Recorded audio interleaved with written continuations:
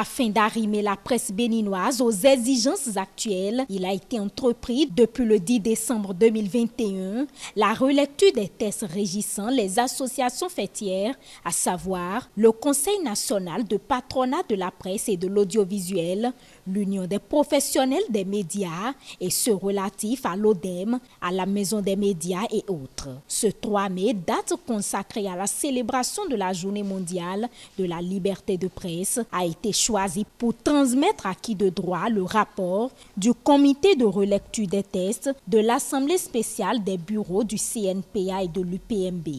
C'est le lieu pour le président de l'Assemblée spéciale de rappeler le bien fondé d'une telle initiative et de réaffirmer leur désir à réformer le secteur.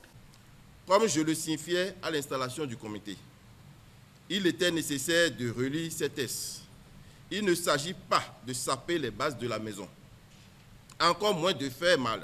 Il s'agit plutôt de faire tout simplement preuve de responsabilité et de courage pour actualiser les 10 textes qui ont un certain âge, de les réformer, donc afin qu'ils répondent mieux aux défis des temps nouveaux. Au cours de cette assise qui a réuni aussi bien les jeunes professionnels des médias que les anciens, un pan du dit rapport a été dévoilé.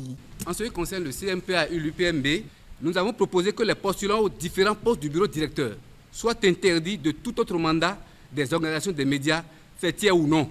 Les postulants justifient d'au moins 10 ans de pratique professionnelle. Ce n'est pas ça qui était dans le test de départ. Le postulant au poste du président, que ce soit CNPA, UPMB, doit justifier d'au moins 15 ans de pratique professionnelle.